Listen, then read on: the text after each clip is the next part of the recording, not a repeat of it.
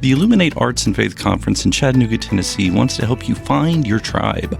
Do you get way too excited about quoting Wendell Berry or C.S. Lewis in conversations with coworkers? Does your Spotify playlist include hymns, a little jazz, and a whole lot of Andrew Peterson? Join your tribe at Illuminate March 31 and April 1 for education and inspiration from speakers Russ Ramsey, Douglas McKelvey, John Hendricks, and others. Find a complete list of session topics and ticket information at southern.edu/illuminate. In 2024, I set out to meet as many poets as I could and spend an hour with each one. I got more than I bargained for, more insight, more clarity, more hope. It's proved to be one of the richest highlights of my life. 17 writers, 17 deeply human conversations that made me sit up and pay attention. Franz Kafka once said, if the book we're reading doesn't wake us up with a blow to the head, what are we reading for? A book must be the axe for the frozen sea within us. And that's what I hope this new book will do. I hope it wakes us up, my friends. I hope these conversations will be the catalyst for something to be reawakened, re-enchanted, and reinvigorated. It's called An Axe for the Frozen Sea, Conversations with Poets About What Matters Most. I'm Ben Palpin, and I hope you'll come and listen in as I spend a little time with poets like Lucy Shaw, Malcolm Guite, Dana Gioia, and Lee Young Lee. Pull up a chair at the table as we dig into what it means to write well and to live well. An Axe for the Frozen Sea is now available from Rabbit Room Press. Visit the store at rabbitroom.com, or better yet, ask about it at your favorite bookseller. There is this beauty in knowing I can just be my very flawed self and laugh at myself when I make a mistake and be grounded in that. My identity is not in how people are responding to me. It's that I was made by my Mother who loves me. Welcome to the Habit Podcast, conversations with writers about writing. I'm Jonathan Rogers, your host.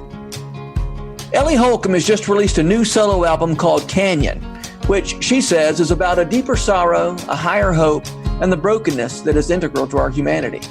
I'm hoping to have her back in a later episode to talk about that project. But in this episode, we're going to talk about the times that she and her husband Drew found themselves performing in community college cafeterias, the time they got kicked out of a community college cafeteria and instead had to play a study room to the irritation of the students who were actually trying to study, and other sad stories told for laughs. Ellie Holcomb, thank you so much for being on the Habit Podcast and specifically Sad Stories Told for Laughs. Yes, I'm so glad to be here for this. I love it. And we will have you back soon to talk about your project that you have coming up, Canyon. But today it's all about the stories of public chagrin. So let's just launch it. What do you got for me, Ellie? Tell me about some moments. Sort of the spirit of Sad Stories Told to Laughs is, or one part of the spirit of this series is people think once you get a record deal or once you get a book deal, suddenly I'm going to feel like I have grown into, I've sort of gotten beyond I will know myself and I'll feel like I am somehow can never be humiliated again. And the truth is, that's not true. Yeah, that's exactly right. It's not true at all. And it's good to talk about it, right? Because then then we all remember we're all just humans out here. Mm-hmm. Yeah, right. Yeah. Doing our best to remember what's true. I think back to, so I have like kind of twofold story. I have like kind of two spectrums of stories because I was in a band with my husband called Drew Holcomb and the Neighbors for 8 years. And we did this circuit early on. I just remember the days, I think about them all the time, the days when we were just hoping anyone would ask us to do anything. Yeah. You're just like, oh, yeah, anybody want us to come do something for you? We can clean your house after we sing. And so we did this. We were on this circuit called NACA. Has this come up for you in these conversations? So it's the National Association of College Arts and Entertainment. Okay. And so all colleges, community colleges, big colleges, they have these like sort of like student activity fees that are rolled into tuition. Well, they have to spend that money or else they don't get to use it, right? And so we were on this NACA circuit. I mean, this is back when MySpace happened. So Wally's World found Drew's music, and so he was our NACA agent. And so it was an amazing thing because they would pay you, like a pretty decent amount of money to come. But most of the time we played not the big major universities or colleges. We were playing like community colleges at lunchtime. Okay. So we called them nooners because it literally, and I am not kidding. So you roll up into, some of them would be okay, but mainly you roll up at lunchtime to a community college cafeteria where most people are not eating lunch. Like community colleges, a lot of people are commuting in. So literally you walk up and they have a stage set up. They have done zero promotion of the concert. Literally everybody, you walk by everybody, you start sound checking and they're like, they're rolling their eyes at you. And I promise you, this happened. I mean, I would set up CDs. I mean, if we sold one CD, I was like, yes, like this is a huge win because I will never forget. The worst one was this guy was sitting right in front of us, right in front of the stage. And he looked at us, threw his hands up, turned around and literally put his like giant headphones on. We're sorry. Like they're paying us to play music right now. Like we have to, so there have been we have several stories of that. The other one, we were supposed to play this was up north in North Dakota. And we were supposed to play in the cafeteria, and we got demoted because the cafeteria was under construction. We had to play in the study room, which I'm like, who thought that was a good idea, right? Like, so they have they literally have like 10 chairs set up in the corner of the study hall room at the community college, and there was also a piano in there, I guess, for people who are practicing. So there's like 2 people who came to see us, and they were actually fans of my dad, who is a producer, a Christian, and that's the only reason they came, because they were like, "You're Brown Bannister's daughter. We really want to talk to you about all his records." So they're like front row listening to us. Everybody else is angry, headphones. And then in the middle of our show, which is it's just humiliating. You're like, can we please not do this? Like, we're clearly mainly just making your students angry. And then in the middle of a song, a kid comes in and he starts doing scales on the piano while we are playing. And my husband, Drew, I mean, he's an 8 on the Enneagram. He literally was like, he looks at the sound guy and he's like, "You're making I'm sorry. A hand motion, like cut." Like he's like, "We cannot, like, you have to get him to stop. Like, this is hurting our ears. Like, this is awful." And so the guy walks over to the guy who's doing the scales, also both college students. And he's like, and the guy's playing the scales, really angry, shaking his hands, like throwing his hand up at us, like so mad that we're there. And so then he starts just doing his scales above the keys. Like, so he just, so afterwards after the show, it was awful. I get pounced by these people who really just want to talk about my dad, which I love my dad. That was great. I love your dad too, by the way. He's amazing. But meanwhile, these other guys, Drew had some harmonicas. These other kids had come in and had listened to maybe the last 2 songs. Drew gets approached by a guy who is from, he's in a polka band, and he's from another country. I think he was from Russia. And so he sits down and he's like, "Drew, tell me how to be a star like you." And we're like, clearly we are not stars, man. Like, we're playing in a study room of a community college. So Drew gets approached by this guy. I get approached by the people who want to, just talk about my dad. Meanwhile, these other kids come, they get Drew's harmonicas and they are marching. I kid you not. They're marching around the room, just breathing in and out of his harmonicas. Like, I don't know we were literally like, what is happening? Wait, college age kids were doing this? Yes. I mean, we were just like, what in the world is going on? So that was a pretty low moment, honestly. Yeah. does it help the fact that you're with your husband going through these things? Does that? I think that'd be very different from doing this on your own. It was really, and honestly, I actually was a teacher when we first got married, and he was doing these NACA shows, and he was literally like, "Can you please quit your job and come with me?" Because it's hard. It is so much better having camaraderie in that, and I do think. And then I remember, I remember back to like my first gig when I packed up my classroom. So he convinced me, we were in a deer blind in Texas, actually. Okay. When he, convinced me, he's like, not convinced me, but just asked me if I would be willing to quit my teaching job to join him on the road. Mm-hmm.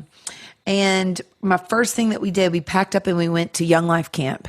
Mm-hmm. And it was a huge risk, right? Like I was our health insurance, I was our steady income, like it was, it was a big kind of leap of faith, but to do that together, but we just thought, man, I think for me, I was just like, I think I might always just wonder what that would have been like, So I went and told my principal, I was like, look, I'm going to go do this music thing for a year, but I would love for you to consider hiring me after this year when we are so broke and can't pay our bills anymore. I'll probably come back to teaching.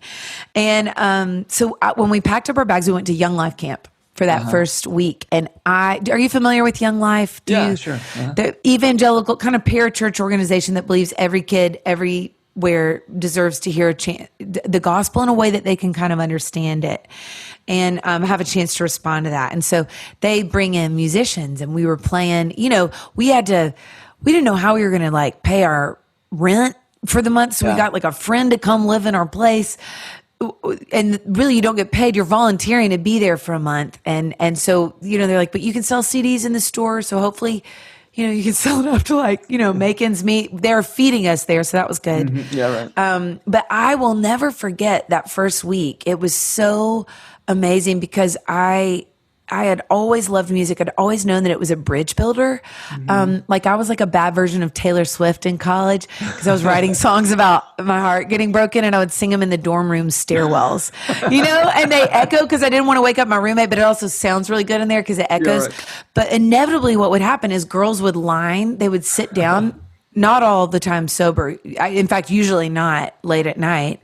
And, but just because I played a song, I'd be closing my eyes and I would look up and there'd be literally 25 girls in there. And then they would sit down and say, thank you so much for playing that song. Let me tell you what's going on in my life. And I'd be like, my name's Ellie. What's your name? But I thought it was so cool that I just played a song. And because I played a song, they told me their story. So I'd always known that music was a bridge builder. But what was so cool at Young Life Camp is we would play these songs. Same thing would happen. Mm-hmm. Girls would come and tell me their stories.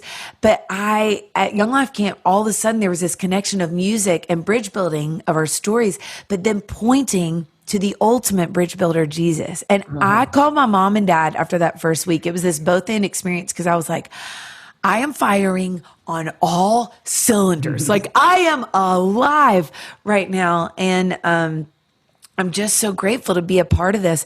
But in the same breath, we went to the store at the end of the week and it was like, they told us what we were to expect that we sold, and we did not sell that many CDs. So it was this like, oh, I really love this, but also how are we going to make ends meet? And I'm just so grateful for the way that we've gotten to be in these really humble kind of we've needed community to surround us. And our anniversary was that first week, and we were loving being there. But it was so beautiful. That whole community that first week who was on that assignment with us came around us. They pulled all their money together. They sent us to like a little bed and breakfast for the night. And also, I think they ended up giving us some money that week just to cover so we could kind of cover our bills like at home that we were needing to pay. The Young Life, the people around you at the Young Life camp saw that we were kind of like how are we going to do this? And then at the end of the week, they had actually messed up the numbers, and we had ended up selling more than enough CDs. They had just messed up the numbers. And so it has been such a beautiful thing to kind of hold this balance of from very early on in music, of feeling kind of like maybe called to do this, and then not knowing how we were going to do it, and then seeing kind of God and community through his people community filling in the gaps for us, has been a really beautiful thing. And I think I learned early on that the stories of how, I don't know, how maybe our surrendered yes, like it sort of felt scary to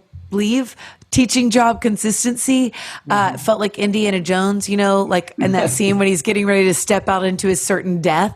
Yeah. That's how it felt when I quit my teaching job. And it's how it felt when I had actually quit the band 8 years later to be a stay-at-home mom.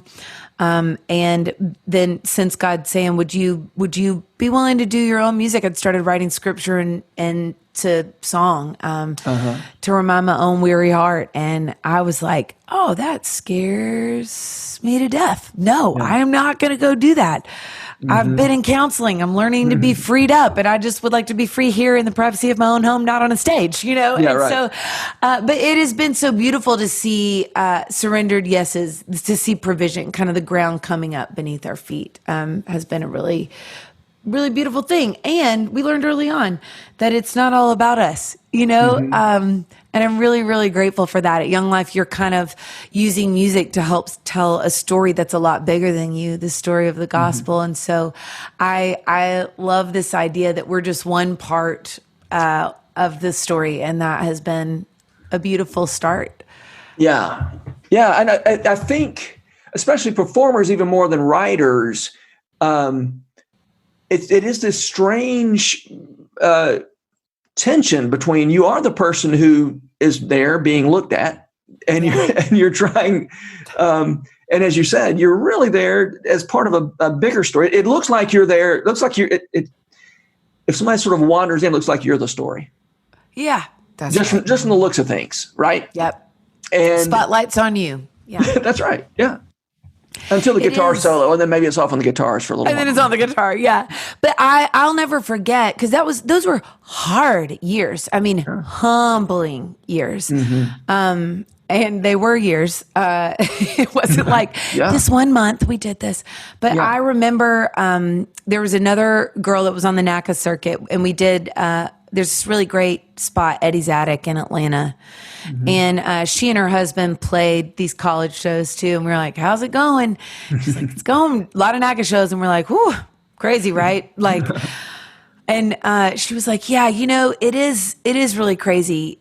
She was like, but I think for me, what I'm learning is that sometimes even when people aren't listening, because we were just telling her, we were like, do you ever get the headphones thing? Is that ever happening? She was like, actually, yes. We're like, okay, good. That's pretty tough. That's pretty hard. But she just said, what I've learned is maybe instead of me there to sing for people, I've just started praying for people. And not out loud, just in my heart. I just kind of hold them up to the light. And I think maybe they've never been prayed for, and maybe that's why I'm here. And I was like, yeah, me too. I'm praying for their car to get a flat tire. But that was a huge shift for me, to know, oh, this is not actually about me. I don't think this is about me. And we talk to our kids about it a lot now. If they've ever come out and sung with us on stage, we're like, what's a stage for? A stage is to interact with other people's stories and to bring about joy. It's to bring joy and community. That's what it's for. It is not about elevating us. It's about inviting other people in. And so I am really grateful. I'm really grateful for those humble beginnings. Yeah. Right. It's good. And this is everybody in the music business, it's their story, right? These humble beginnings. I mean, even the most successful people you've ever seen, I assume you don't just jump straight in. Do you know anybody who's ever jumped? I mean, there's no path for that, is there? No, I mean, I don't know, like YouTube people who like just go crazy on YouTube, Oh, yeah, right. maybe, but Yeah. I think they've done a lot of work. There's been a lot that happened before they started making music videos on YouTube or whatever. And so, yeah, I think sometimes we see the highlights. We see Instagram posts. We see the award show. Sometimes it'll be like this new band. And it's like, they have been hustling for 10 years before they got even the people who rise fast. It's like there's a previousness before that of work and of tears and of wondering what on earth you're doing. And I think even after you have success, maybe it's harder sometimes because you think, oh man, I had that one hit, or I had that really great year, and how am I going to follow up with that? And what if I don't? I mean, there's all those kind of. Have you dealt with that questions. imposter syndrome? Oh yeah. Oh yeah. I feel that almost all the time. I'm like, oh, y'all got the wrong girl for the job. I'll never forget my first music festival. Okay, two more stories. First music festival that I ever played when I started doing my own music. Didn't sign with a label. I've kicked it indie for a long time. This newest record is the first record that I'm partnering with a label for distribution on. But I did this Kickstarter thing that terrified me, and then it I felt like I was going to throw up before we hit play on that thing. I'm like, basically, I'm just going to fail in front of everyone. This is going to be awful. But since this kind of invitation from God, like, would you be willing to do this? And that just went gangbusters. I mean, it reminds me of Andrew Peterson when he did the first Kickstarter for the books and everything. But it was, I think we hit our goal in 48 hours, which is insane. And 250%. It was amazing. But I will never forget my first, so all these labels were like, we want to sign you, let's do this. And I just didn't feel at peace about that for whatever reason. So, but I started going, I signed with booking agency, built a great team. My first festival, I get there for the VIP thing, and they come and they're like, hey, we know you're so tired. There's like a VIP meet and greet in some tent. Yeah. Like, we just know you're so tired. You just drove here. Like, don't worry about it. We don't want to make you do the VIP thing. I'm like, guys, it's okay. No one's there. I know what's happening. Like, no one knows who I am. I'm fine with it. And they're like, no, there's totally people there. And I'm like, no, there's not. It's fine. There's no one there to meet me. It's fine. So I go eat a Chick-fil-A sandwich in the tent, and they come up to me and they're like, we're so sorry. There actually are some girls who want to meet you. And I was like, oh, good. Okay, great. Let's sure. This is great. Fine. So these girls come up to me. They're like, oh my gosh, we're so excited to meet you. And they're like, we just love when you play with your husband. And I was like, oh yeah, he's not here. And I'm like, Drew, yeah, he's back at home with the baby. And they're like, Drew, they're like, wait, you're not loving the outcome? And I was like, I'm so sorry, I'm not. And they were like, oh, who are you? And I was like, just a disappointment. I'm so sorry. Second thing that happened, I go out to this festival to celebrate freedom. There's 30,000 people. Everybody kept asking me, are you nervous? Are you nervous? And I'm like, no, because in my mind, I'm like, I'm playing on some stage that no one's going to be at. I'm like, I'm just glad to be here. This is great. And I go out to play. Literally, John, they put me on a catwalk in between two huge acts. I think it was like David Crowder or Michael W. Smith and Britt Nicole, these like sort of major acts. There's 30,000 people there. They put me and my little guitar with my little scripture songs out on a catwalk in between two huge acts. And I was not prepared. I literally was like, whoa. Like, and I played every song about half as slow because I just could not, I was like, I could not take it in, which if you're wondering how to play at a festival in front of 30,000 people, not half as slow. That's not the way to go. Yeah. So I get off the stage and you hear the things that people say when you did not crush something. They're like, you did it. You know, like, did you have fun? You know, like that happened. And so shame is coming over me. You know, I'm just like, what am I doing? I do not need to be here. Like, God, what are you thinking? Why am I doing this? I told you I wasn't good at this, you know? And so it was, I will never forget it. I don't know about audible. It wasn't like an audible voice of God, but just sensed this. this peace come over me. And since kind of God's saying, you know what, I need Michael W. Smith to be Michael W. Smith. Oh. I need Britt Nicole to be Britt Nicole. I need Crowder to be Crowder. I need Switchfoot to be Switchfoot. And I actually just need you to be who I made you to be. Mm-hmm. And there are different people that I'm going to speak to through all of these different bands and reveal myself through. And so I actually just need you to be you. And I go back to that moment all the time, because there are times that I'm like, I'm not the right girl for the job. Like, I'm just me. I'm a mess. I miss my guitar chords half the time. I make mistakes all the time. And there is this beauty in knowing I can just be my very flawed self and laugh at myself when I make a mistake, and be grounded in that. My identity is not in how people are responding to me. It's that I was made by my Father who loves me, and I get to share my broken parts and the gifts that he's given me. I just get to kind of break. I mean, I get to be communion. And that's the invitation for all of us, right? To break in front of each other and to break bread with each other and to say, let's enjoy his goodness together. And so that has been, I always tell people, younger artists, when they're like, any advice that you have? I'm like, be grounded in something other than your career. And I would highly recommend Jesus, because he's very consistent. He's super steady. And so it's been so beautiful, whether career is sinking or swimming. I remember my first album, there was a terrible review, and it was like, this girl is just trying to be Ellie Goulding.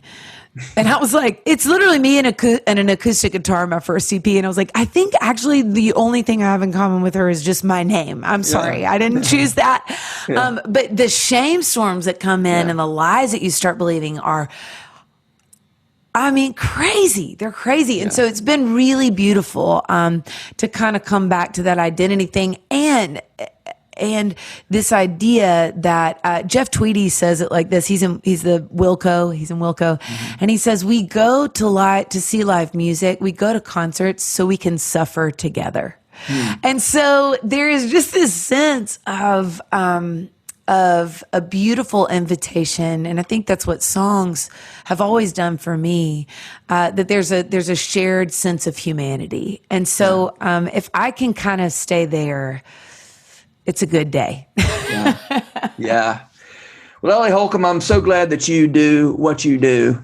And thank you for the work you do. And thank you for being with us today for Sad Stories Told for Laughs. Absolutely. It's been a joy to be here. Thanks for having me, Jonathan. This podcast is brought to you by The Rabbit Room, where art nourishes community and community nourishes art. And all our podcasts are made possible by the generous support of our members. To learn more about us, visit rabbitroom.com. And to become a member, rabbitroom.com/donate. Special thanks as well to Taylor Linhart for letting us use her song Diamonds as the theme music for Season 3 of the Habit Podcast. You can learn more about Taylor and follow her work at taylorlinhart.com. The Habit membership is a library of resources for writers by me, Jonathan Rogers. More importantly, The Habit is a hub of community where like-minded writers gather to discuss their work and give each other a little more courage. Find out more at thehabit.co.